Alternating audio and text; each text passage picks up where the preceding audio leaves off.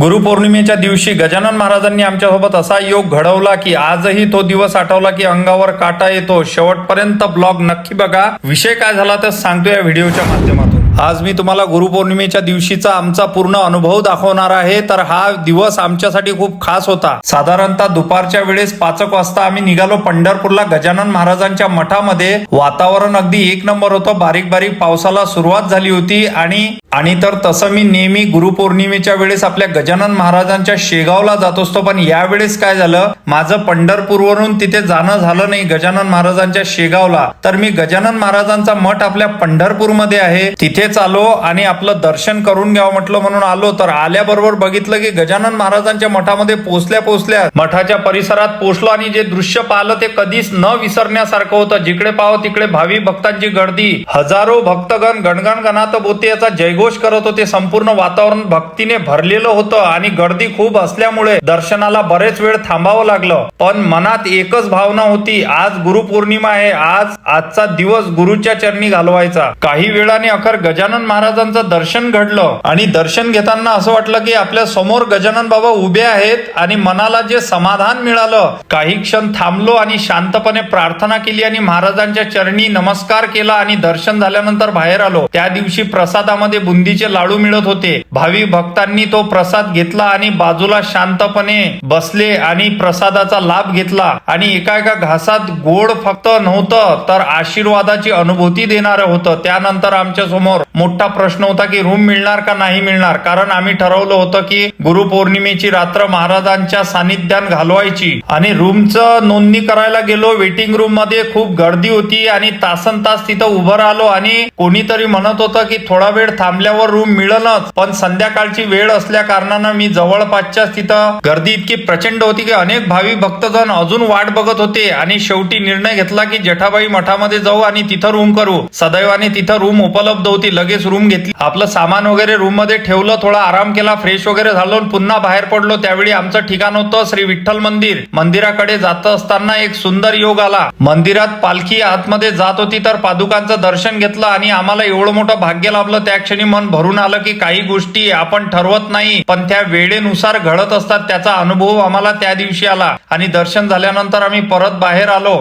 आधी यात्रेत फिरलो, वेगवेगळे स्टॉल, भक्तांची गर्दी, आनंदाचं वातावरण, सगळीकडे उत्साह होता। फिरून झाल्यानंतर जोरात भूक लागली होती, मग आम्ही पारंपरिक पिठलं भाकरी जेवण केलं आणि साधं जेवण, पण त्या दिवशी तेही प्रसादासारखं वाटत होतं। जेवण झाल्यावर आम्ही परत जेठाबाईच्या मठात आलो आणि त्या रात्री झोपताना मनात एकच विचार आला की आजचा दिवस आयुष्यभर लक्षात राहील। गुरुपौर्णिमेच्या दिवशी गजानन महाराजांचं दर्शन, विठ्ठलाच्या पालखीचं दर्शन, पादुकांचं दर्शन, भक्तीचं वातावरण आणि गुरुचरणी घालवलेले ते क्षण हे खरंच आयुष्यभर जपून ठेवण्यासारखे आहेत। जर तुम्हाला असा अनुभव आला असेल तर कमेंट करून नक्की सांगा आणि अशा आमच्या भक्तिमय प्रवासासाठी व्हिडिओला लाईक करा आणि चॅनलला सबस्क्राईब करा। अशाच एका पुढच्या नवीन व्हिडिओमध्ये पुन्हा भेटू आणि गणगण गणात बोते असं कमेंट मध्ये लिहायला विसरू नका। व्हिडिओ आवडला असेल तर जास्तीत जास्त स्वामी भक्तांना व्हिडिओ पोहोचवा। धन्यवाद।